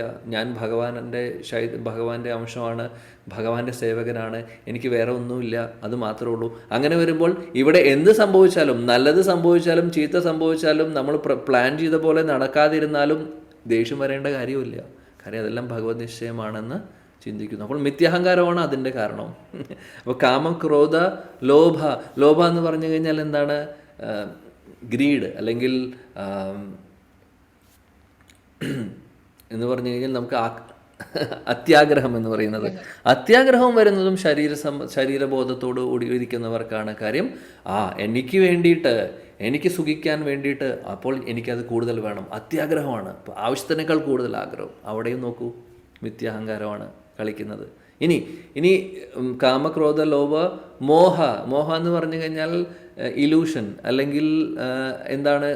പലതും, അതായത് ശരിയായിട്ടുള്ളതിനെ ശരിയാണെന്ന് മനസ്സിലാക്കാതെ, ഇപ്പോൾ കയറിനെ പാമ്പായിട്ട് വിചാരിക്കുന്ന പോലെ, അതേപോലെ നമ്മൾ വിചാരിക്കുന്ന ഈ ലോകം ഇതെല്ലാം സുഖം, നമുക്ക് സുഖിക്കാനുള്ളതാണ്, അല്ലെങ്കിൽ കാണുന്നതെല്ലാം എൻ്റെ ഇന്ദ്രിയ സംതൃപ്തിക്കുള്ളത്, ഇന്ദ്രിയ സുഖഭോഗങ്ങൾക്കുള്ളതാണ് എന്നുള്ളൊരു ചിന്ത വരുന്നത്. ഇതെല്ലാം വരുന്നത് എന്തുകൊണ്ടാണ്? ഞാനും എൻ്റേതും, അല്ലെങ്കിൽ ആ ശരീരബോധം ഉള്ളത് കൊണ്ടാണ്. ഇപ്പോൾ കാമക്രോധ, ലോഭ, മോഹ. ഇനി മത എന്ന് പറഞ്ഞു കഴിഞ്ഞാൽ അഹങ്കാരം, അഹങ്കരിക്കുക. എന്തുകൊണ്ട് അഹങ്കാരം തോന്നുന്നു? ഞാൻ പറഞ്ഞതുപോലെ നടക്കണം, അല്ലെങ്കിൽ ഞാനാണ് ഇതെല്ലാം ചെയ്തത്. നോക്കൂ, അവിടെയും ഞാനും എൻ്റേതുമാണ് വരുന്നത്, അല്ലേ? അതാണ് മിഥ്യാഹങ്കാരം. ആ ശരീരബോധമാണ് ഈ മിഥ്യാഹങ്കാരം എന്ന് പറയുന്നത്. ഞാൻ ഈ ശരീരമാണ് എന്നുള്ള ചിന്ത, ഞാൻ ഭഗവാന്റെ അംശമാണെന്നുള്ള ചിന്തയില്ല. അപ്പോൾ അത് ഈ കാമക്രോധ, മോഹ, മത. ഇനി അവസാനം വരുന്നത് ലോഭം, മത, മാത്സര്യം എന്ന് പറഞ്ഞു കഴിഞ്ഞാൽ അസൂയ തോന്നുന്നത് മറ്റുള്ളവരോട്, എൻവി, മറ്റുള്ളവരുടെ അസൂയ തോന്നുന്നു. അസൂയ എങ്ങനെ തോന്നും? അവിടെയും നോക്കൂ, ഞാൻ ജയിക്കണം എന്നുള്ളൊരു, എനിക്ക് എല്ലാവരേക്കാൾ മുന്നിലെത്തണം, അവിടെയും ഞാനും എൻ്റേതും എന്ന് പറയുന്നത് തന്നെയാണ്. ചുരുക്കം പറയുകയാണെങ്കിൽ ആ ശരീരബോധമാണ്, ഈ ഞാൻ ശരീരമാണ്, ഞാൻ ഈ പുറമേ കാണുന്ന ശരീരമാണ്, അല്ലാതെ ആത്മാവും ഭഗവാന്റെ ചൈതന്യം, ഭഗവാന്റെ അംശമൊന്നുമല്ല എന്ന് ഉള്ള ബോധമുള്ളവർക്കാണ് ഈ അനർത്ഥങ്ങളൊക്കെ വരുന്നത്. അപ്പോൾ റൂട്ട് കോസ് എന്താണ്? എല്ലാത്തിൻ്റെയും മിഥ്യാഹങ്കാരമാണ്. ഇതാണ് പറയുന്നത്. അപ്പോൾ ഈ മിഥ്യാഹങ്കാരമാണ് നമ്മളെ എല്ലാത്തിലേക്കും, അതായത് പല വഴിയിലേക്കും നമ്മളെ കൊണ്ടുവന്ന് അനർത്ഥങ്ങളിലേക്ക് എത്തിക്കുന്നത്. അത് തന്നെയാണ് ഈ സ്ത്രീ പുരുഷന്മാർക്ക് തോന്നുന്ന ആകർഷണവും. തീർച്ചയായിട്ടും ശരീരബോധത്തിൽ ഇരിക്കുന്നത് കൊണ്ടാണ് ഇതെല്ലാം തോന്നുന്നത്. അപ്പോൾ ഇവിടെ ശിലപ്രഭാജി എടുത്തു പറയുന്നത് എന്താണെന്ന് വെച്ചാൽ, അതുകൊണ്ട് സ്ത്രീയും പുരുഷനും ആവശ്യത്തിന് മാത്രം സമ്പർക്കം വയ്ക്കുക. ഇത് ഒരു വേദിക് കൾച്ചറാണ്, ഇപ്പോഴത്തെ കാലത്ത് ഇല്ലാത്തൊരു കാര്യമാണ്. വേണ്ട റെസ്ട്രിക്ഷൻസ് കൊണ്ടുവന്നേ പറ്റൂ. ഇത് കൊണ്ടുവരേണ്ടതായിട്ടുള്ളത് വളരെ അത്യാവശ്യമാണ്. ഇല്ലാത്തൊരു സിറ്റുവേഷനാണ് ഇപ്പോഴത്തെ ലോകത്ത്. എല്ലാവരും ഈക്വലാണ്, ഒരേപോലെ വേണം. പക്ഷെ അതിൻ്റെ റിസൾട്ട് എന്താണെന്ന് നമുക്ക് കാണാം, അല്ലേ? അപ്പോൾ ഇവിടെ ഒരു ഉദാഹരണം ശിലപ്രഭുജി പറയുന്നു. എന്താണ് പറയുന്നത്? അതായത് ഒരു വെണ്ണയും തീയും ഒരുമിച്ച് വരുമ്പോൾ എന്തായിരിക്കും അവസ്ഥ? വെണ്ണ ഉരുകുന്നു, അറിയാം അല്ലേ? അതാണ് അവസ്ഥ. അപ്പോൾ അങ്ങനെ ഒരു ഉദാഹരണമാണ് ഭാഗവതത്തിൽ തന്നെ പറയുന്നതാണ്. ഇത് പറയുന്നത് എവിടെയാണെന്ന് വെച്ചാൽ ഈ വെണ്ണയുടെയും തീയിൻ്റെയും ഉദാഹരണമായിട്ട് പറയുന്നത് 7ാമത്തെ സ്കന്ധത്തിൽ 12ാമത്തെ അധ്യായത്തിൽ പ്രഹ്ലാദ മഹാരാജാവിൻ്റെ ആ ഒരു ലീല നടക്കുന്ന ആ ഒരു സ്കന്ധത്തിലാണ് ഇത് വരുന്നത്. 12ാമത്തെ അധ്യായത്തിലൊരു ശ്ലോകമാണിത്. നല്ല വളരെ ഇമ്പോർട്ടൻ്റ് ആയിട്ടുള്ളൊരു ശ്ലോകമാണ്. നൻവഗ്നി പ്രമാദ നാമ ഘൃതകുംഭ സമാപുമാൻ സൂതാം അപീരഹോ ജഹ്യാത് അന്യദാ യാവദർത്ഥകൃത്. എന്താണ് ഇവിടെ പറയുന്നത്? അഗ്നി എന്ന് പറഞ്ഞാൽ നമുക്കറിയാം എന്താണ് അഗ്നി, തീ.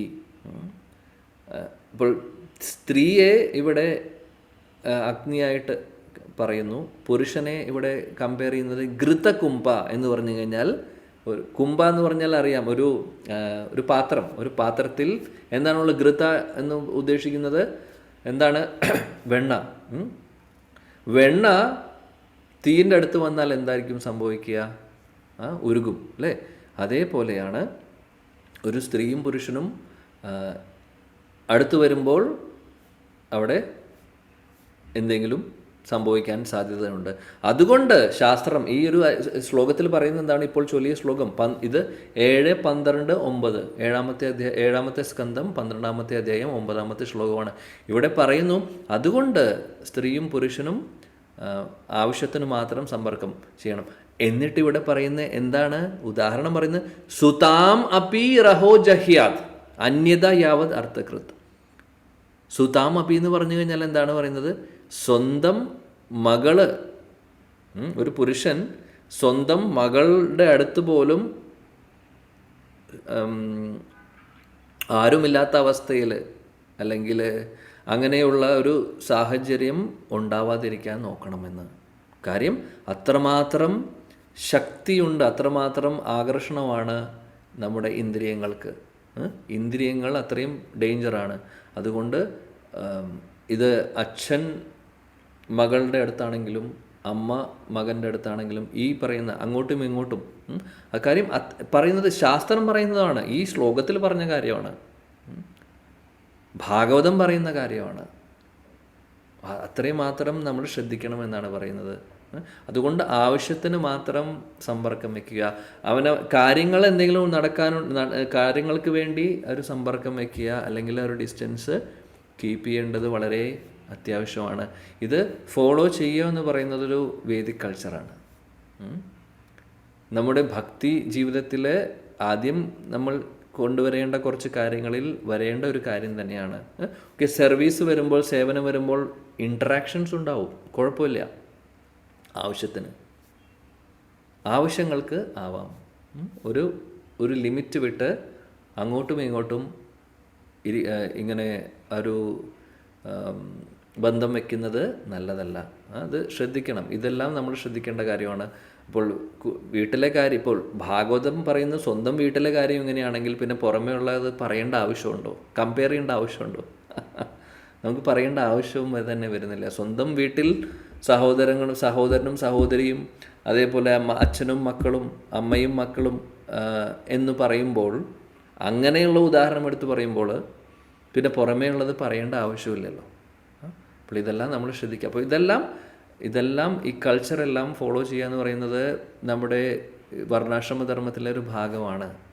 അത് ഫോളോ ചെയ്ത് പോയാൽ തന്നെയാണ് നമുക്ക് മുന്നോട്ട് പോകാൻ സാധിക്കുള്ളൂ. ഇല്ലെങ്കിൽ എന്താണ്, നമ്മളെ ഈ ഇന്ദ്രിയങ്ങൾ അത്രമാത്രം പ്രശ്നക്കാരായതുകൊണ്ട് ആവശ്യമില്ലാത്ത രീതിയിൽ ചിലപ്പോൾ മനസ്സിലെങ്കിലും അങ്ങനെ ഒരു ചിന്ത വന്നാലും പ്രശ്നമാണ് അല്ലേ? മനസ്സിലും ചിന്ത വരുന്നതും അപകടമാണ്. അപ്പോൾ ഇതെല്ലാം നമ്മൾ ശ്രദ്ധിക്കണം മാക്സിമം. അതുകൊണ്ടാണ് പറയുന്നത്, നമ്മുടെ ഗുരുജനങ്ങളും ശാസ്ത്രവും എടുത്തെടുത്ത് പറയുന്നു, ആവശ്യത്തിന് മാത്രം ഒരു സമ്പർക്കം വയ്ക്കുക, അല്ലെങ്കിൽ ആവശ്യമില്ലെങ്കിൽ വേണ്ട. ഇതെല്ലാം ശ്രദ്ധിക്കേണ്ട കാര്യമാണ്. ഓക്കെ, ഇതാണ് ഈ ഒരു ശ്ലോകത്തിൻ്റെ ഭാവാർത്ഥത്തിൽ ശ്രീല പ്രഭുപാദി പ്രാക്ടിക്കലായിട്ട് നമ്മുടെ ജീവിതത്തിൽ നമ്മൾ അറിയേണ്ടതായിട്ടുള്ള ചെയ്യേണ്ടതായിട്ടുള്ള കാര്യം പറഞ്ഞു തരുന്നത്. അപ്പോൾ നോക്കൂ, ശ്ലോകം നമ്മൾ വായിച്ചു, ശ്ലോകം വളരെ വേറൊരു തീമിൽ അവിടെ ഭഗവാനെ പിരിയുമ്പോൾ ഉണ്ടാകുന്ന വിഷമത്തെക്കുറിച്ച് നമ്മൾ കണ്ടു.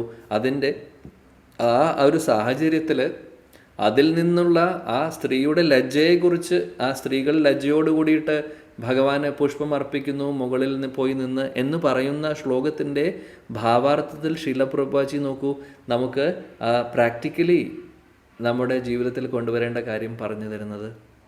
അപ്പോൾ ആ ലജ്ജ എന്ന് പറയുന്ന സ്ത്രീകൾക്കുണ്ടാവേണ്ട ലജ്ജയെക്കുറിച്ച് പറഞ്ഞ് അദ്ദേഹം ഇതെല്ലാം എക്സ്പ്ലെയിൻ ചെയ്ത് തരുവാണ് നമുക്ക്. ഇതാണ് ഇങ്ങനെയാണ് ശ്രീമദ് ഭാഗവതം നമ്മൾ പഠിക്കേണ്ടത്. ഭാഗവതം പഠിക്കുമ്പോൾ, ഭഗവത്ഗീത പഠിക്കുമ്പോൾ അത് കേട്ട് അത് റിലീഷ് ചെയ്യുക എന്നുള്ളത് ഒരു കാര്യമാണ്. ലീലകൾ കേൾക്കുക, ആ ഒരു രംഗം നമ്മൾ സങ്കല്പിച്ച് അത് ആസ്വദിക്കുക, അല്ലെങ്കിൽ ആ ചിന്തകൾ ഭഗവാനെക്കുറിച്ച് ചിന്തിക്കുക, ഇതെല്ലാം നല്ലതാണ്. പക്ഷെ അതിൻ്റെ കൂട്ടത്തിൽ ഇതെല്ലാം ശരിയായിട്ടുള്ള രീതിയിൽ ചിന്തകൾ വരണമെങ്കിൽ നമ്മൾ ശുദ്ധമായി മാറണം. അപ്പോൾ അതിന് വേണ്ടിയിട്ട് ഇതിൽ നിന്ന് പഠിക്കേണ്ട പാഠങ്ങൾ ശീലപ്രഭുപാദിയെ പോലുള്ള മഹാഗുരുജനങ്ങൾ പറഞ്ഞു തരുന്ന കാര്യങ്ങൾ നമ്മുടെ ജീവിതത്തിൽ അത് പ്രാക്ടിക്കലി അത് ഫോളോ ചെയ്യുകയും വേണം. എന്നാലേ നമ്മൾ ചിന്തിക്കുന്ന ആ ലീലകളൊക്കെ സത്യമാവുള്ളൂ. അതായത് അല്ലെങ്കിൽ നമ്മുടെ ഒരുപാട് ഇമാജിനേഷൻ അതിനകത്ത് വരും, നമ്മുടേതായിട്ടുള്ള ഒരുപാട് സങ്കല്പങ്ങൾ വരും, അത് അപരാധമായി മാറുന്നു. അതുകൊണ്ട് നമ്മൾ പ്രാക്ടിക്കലി ചെയ്യേണ്ട ഒരുപാട് കാര്യങ്ങളുണ്ട്, ഫോളോ ചെയ്യേണ്ടത്. അതെല്ലാം നമുക്ക് പറഞ്ഞു തരുന്നത് ശീലപ്രഭുപാദിയെ പോലുള്ള ഗുരുജനങ്ങളാണ്. അപ്പോൾ ഒരുപാട് ഭാഗ്യം ചെയ്തിട്ടുള്ളവരാണ് നമ്മൾ. അതുകൊണ്ട് ശീലപ്രഭുപാദിൻ്റെ ഭാവാർത്ഥം നമ്മൾ വായിക്കാതിരിക്കരുത്. ഭാവാർത്ഥം കൂടെ ചേർന്നിട്ടായിരിക്കണം നമ്മൾ ഭാഗവതവും ഭഗവത്ഗീതയെല്ലാം പഠിക്കേണ്ടത്. അപ്പോൾ നമുക്ക് തത്വങ്ങൾ മനസ്സിലാവും, ആ ലീലയും രംഗവും കഥയും എല്ലാം മനസ്സിലാവും, അതെല്ലാം നമുക്ക് ആസ്വദിക്കാൻ സാധിക്കും. അതിൻ്റെ കൂട്ടത്തിൽ ജീവിതത്തിൽ ചെയ്യേണ്ടതായിട്ടുള്ള കാര്യം, പ്രാക്ടിക്കലി നമ്മൾ ഫോളോ ചെയ്യേണ്ടതായിട്ടുള്ള കാര്യവും നമ്മൾ പഠിക്കുന്നു. അപ്പോൾ ആ സൈക്കിൾ പൂർണ്ണമാവുന്നു, കംപ്ലീറ്റ് ആവുന്നു. അപ്പോഴാണ് കംപ്ലീറ്റ് ആവുന്നുള്ളൂ. അതാണ്. ഒന്ന് ആലോചിച്ച് നോക്കൂ. നമ്മൾ ഉദാഹരണം പറയുകയാണെങ്കിൽ ഇതും കൂടെ പറഞ്ഞ് നിർത്താം. ഇപ്പോൾ സപ്താഹം കേൾക്കുന്നവരുണ്ടാവും ഒരുപാട്. സപ്താഹത്തിൽ രുക്മിണി സ്വയംവരം പറയും, ഭഗവാന്റെ പല ലീലകളും പറയും. അതെല്ലാം കേൾക്കുമ്പോൾ കേൾക്കാൻ ചെവികൾക്ക് നല്ല മാധുര്യമാണ്, കേട്ട് പോകുന്നു. 7 ദിവസം വളരെ സന്തോഷത്തോടു കൂടി അതെല്ലാം കേൾക്കുന്നു.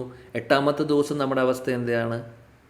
4 നിയമങ്ങൾ പാലിക്കാത്തൊരു വ്യക്തിയാണെങ്കിൽ ഇത് കേൾക്കാൻ സുഖമാണ്, പക്ഷെ അത് കഴിഞ്ഞാൽ അവിടെ കഴിഞ്ഞു. 8ാമത്തെ ദിവസം പഴയ പോലെയായി. 4 നിയമങ്ങൾ പാലിക്കാത്തൊരു വ്യക്തിയാണെങ്കിൽ പിന്നെ പറഞ്ഞിട്ട് കാര്യമുണ്ടോ? ഒരു ഉദാഹരണം പറഞ്ഞു എന്ന് മാത്രം. അപ്പോൾ പ്രാക്ടിക്കലി നമ്മളായിട്ട് ചെയ്യേണ്ടതായിട്ടുള്ള കാര്യമുണ്ട്, എന്നാലേ നമ്മൾ ഭക്തിയിൽ മുന്നോട്ട് പോകുള്ളൂ. അല്ലെങ്കിൽ ഇതിലേക്കൂടെ കേട്ട് നമ്മൾ ഇതിലേക്കൂടെ പോകുന്നല്ലാതെ വേറെ ഒന്നും സംഭവിക്കുന്നില്ല. അപ്പോൾ ഇങ്ങനെ നമ്മൾ ചെയ്യേണ്ടതായിട്ടുള്ള കാര്യങ്ങളും ഈ ഇപ്പോൾ വൈഷ്ണവ സദാചാരങ്ങളും, ഇതൊക്കെ വൈഷ്ണവ സദാചാരങ്ങളും നമ്മുടെ ജീവിതത്തിൽ നമ്മൾ കൊണ്ടുവന്ന് എന്നിട്ട് നമ്മൾ ഭഗവാനെക്കുറിച്ച് കേൾക്കുമ്പോൾ, ലീലകൾ കേൾക്കുമ്പോൾ, ഭാഗവതത്തിലെ കഥകൾ കേൾക്കുമ്പോൾ, ചരിത്രങ്ങൾ കേൾക്കുമ്പോൾ അത് കൂടുതൽ അർത്ഥവത്തായി തോന്നും. അത് കൂടുതൽ നമ്മുടെ ഉള്ളിൽ ശരിയായിട്ടുള്ള രീതിയിൽ നമുക്ക് അത് മനസ്സിലാക്കുവാൻ സാധിക്കുന്നു. ഇല്ലെങ്കിൽ ഈ ചെവിയിൽ നിന്ന് ആ ചെവിയിൽ നിന്ന് പോകും. പ്രത്യേകിച്ച് ആർക്കും ഒരു ചേഞ്ച് ഉണ്ടാവില്ല. അതുകൊണ്ട് ഒരുപാട് സപ്താഹം കേട്ടിട്ട് എത്രയോ പേര് ശുദ്ധഭക്തരായി മാറിയിട്ടുണ്ടാവും. അപ്പോൾ ഇതെല്ലാം പ്രാക്ടിക്കലി ഫോളോ ചെയ്തില്ലെങ്കിൽ കാര്യമില്ല. 4 യമനിയമങ്ങൾ ബേസിക്കലി ഫോളോ ചെയ്തില്ലെങ്കിൽ കാര്യമില്ല. 4 യമനിയമങ്ങളിൽ വരുന്ന കാര്യമാണ് ഇതെല്ലാം. ഇപ്പോൾ നമ്മൾ പറഞ്ഞ സ്ത്രീ പുരുഷന്മാരുടെ ആ ഒരു സമ്പർക്കത്തെക്കുറിച്ച് അവിടെ പറയുന്നുണ്ട്. അവിഹിത ബന്ധം എന്ന് പറയുന്നത് ഇത് തന്നെയാണ്. അതിൻ്റെ ഒരു അതിൻ്റെ ഒരു ഭാഗം തന്നെയാണ് ഇതെല്ലാം. അപ്പോൾ ചുരുക്കം പറഞ്ഞു കഴിഞ്ഞാൽ അതെല്ലാം ഇമ്പോർട്ടൻ്റ് ആണ്, എന്നാലേ നമുക്ക് ഭക്തിയിൽ മുന്നോട്ട് പോകാൻ സാധിക്കുള്ളൂ. ഓക്കെ, അപ്പോൾ ഇത്രയാണ് എനിക്ക് പറയാനുള്ളത്. ഞാൻ നേരത്തെ ക്ലാസ് അവസാനിപ്പിക്കണമെന്ന് വിചാരിച്ചതാണ്, പക്ഷേ ചർച്ച മുന്നോട്ട് പോയി. ഇങ്ങനെ എല്ലാവരോടും നന്ദി പറയുന്നു. ഗ്രന്ഥരാജ് ശ്രീമദ് ഭാഗവതം കി ജയ്, ജഗദ്ഗുരു ശില പ്രഭുപാദ് കി ജയ്, സമവേദ ഗൗരഭക്ത വൃന്ദ കി ജയ്, ഇസ്കോൺ ഗുരു വൃന്ദ കി ജയ്, നിതായ് ഗൗർ ഹരി ബോൽ. Hare Krishna. Thank you very much. Hare Krishna Prabhu, thank you very much. Hare Bol. Hare Krishna.